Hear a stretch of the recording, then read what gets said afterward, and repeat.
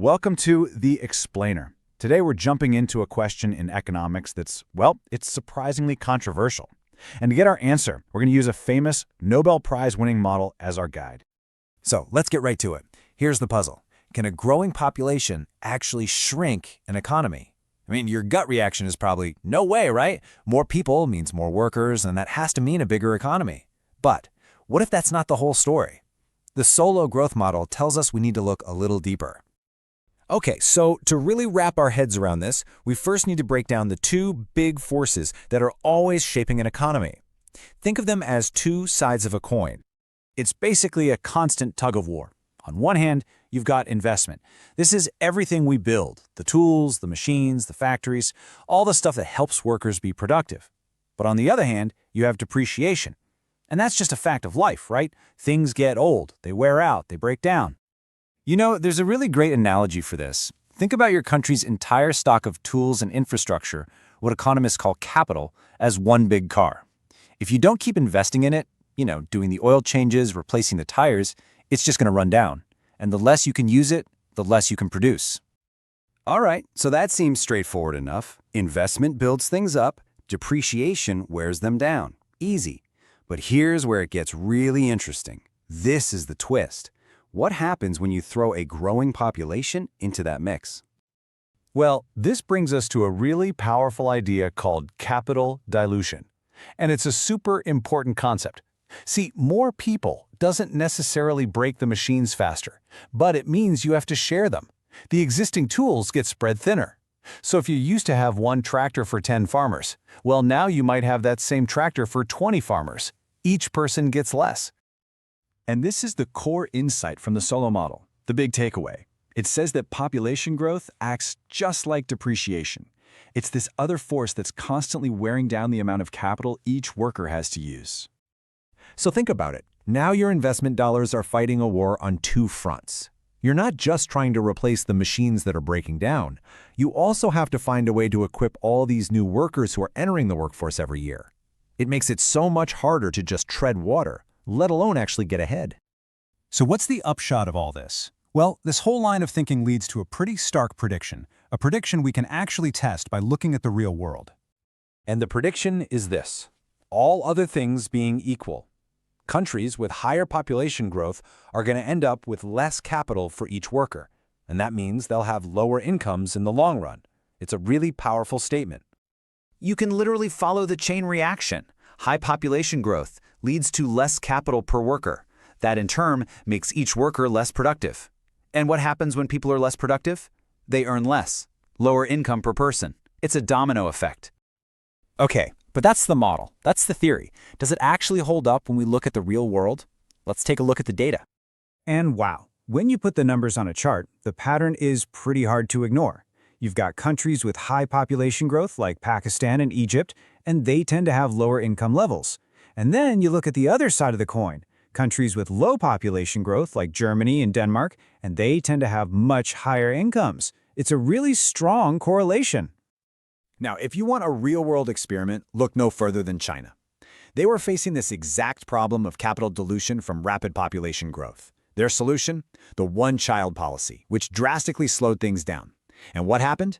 Just like the model would predict, their economic growth absolutely exploded as investment per worker shot through the roof. But, and this is a big but, it created a brand new problem down the road, a rapidly aging population with its own set of economic headaches. So this all leads to a really important question, right? If high population growth is a drag on the economy, does that mean the ideal situation is zero growth? Or even a shrinking population? Well, the answer is a definite no. It turns out you can have too much of a good thing, and you can also have too little. Too much growth, and you get that capital dilution we've been talking about. But too little, or even negative growth, that leads to a whole different set of nightmares. An aging workforce, pension crises, economic stagnation. I mean, that's the kind of challenge that places like Japan and even Germany are wrestling with right now. So it seems like there's a kind of Goldilocks zone, a sweet spot. The data suggests that a modest growth rate, something around 1.5%, might be just right. It's enough to keep the economy dynamic without completely overwhelming its ability to invest and equip its workers. And that really leaves us with the final big picture takeaway. The Solow model shows us that economic prosperity is so much more than just money and machines. It's this incredibly delicate dance between demographics and development. And it leaves us with this massive, ongoing question. How do you balance the needs of today with the people of tomorrow? It's a puzzle every nation on Earth is trying to figure out. Hey, welcome to The Explainer. Today, we're going to tackle one of the biggest questions in all of economics. And we're going to use a Nobel Prize-winning idea to crack it wide open. So why are some countries rich while others are poor? It's a huge question, right? Well, the model we're looking at today says it all boils down to a story of two forces pushing against each other. All right, so first up, let's meet the hero of our story. This is the force that literally builds nations up from the ground. And it all starts with this thing that economists call capital. Now, when you hear capital, you might think of money, but that's not what we're talking about here. This is the physical stuff. You know, the tractors, the factories, the roads, all the tools that actually make us more productive. So how do you get more of that good stuff, more of that cap? Well, through investment. Simple as that. Every single time a country builds a new road or a company buys a new machine, that's investment in action. It's adding to that big pile of useful stuff. You get it? Investment is the engine. It's what makes that pile of capital bigger and bigger, driving the whole economy forward. It is, without a doubt, the fundamental force of growth. But it's not that simple. Because while investment is busy building everything up, there's this other force kind of lurking in the shadows that's constantly trying to tear it all down. And that force is called depreciation. Think about it. It's the rust that forms on machines. It's the potholes that crack open on roads. It is the simple, unavoidable wear and tear that happens to everything we build. It's always working against us. Yeah, a really good way to picture it is like a constant leak in the economy's bucket. No matter how much you pour in through investment, there's always a little bit draining out the bottom. So there you have it. That's our core conflict. The builder, investment, versus the destroyer, depreciation. It is a constant tug of war happening inside every single economy all the time. Okay, so how does this battle actually play out? Well, the fate of an entire economy, whether it grows or shrinks, comes down to one simple thing. Which of these two forces is stronger? I mean, the math is pretty straightforward, right? The change in a country's capital is just what you added through investment minus what you lost to wear and tear. If that final number is positive, you're growing. If it's negative, you're shrinking. That's the whole game. Okay, so this leads to a really, really important question. If a country can just keep investing, keep pouring more into that bucket than what's leaking out, can it just grow forever? Can you just invest your way to infinite prosperity? Well, the model has a pretty surprising answer to that. And the answer is no, it can't. The model shows there's a natural limit, a point where the engine of growth kind of runs out of steam, and those forces of building up and tearing down find a perfect, permanent balance. So, picture this. Early on, when a country doesn't have a lot of capital, maybe it's just starting to develop, every new investment is a huge deal. The investment bar is way, way higher than the depreciation bar. The economy is growing, and man, it is growing fast. But there's a catch, and it's big. It's called diminishing returns. Think about it. The very first tractor on a farm is a game changer, right? But the 10th tractor? It helps, but not nearly as much. The first highway in a city is revolutionary. The 10th one? Not so much. That initial power of new investment, it starts to fade.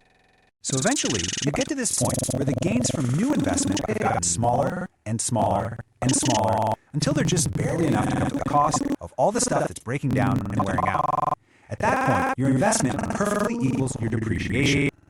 Economists call this point the steady state.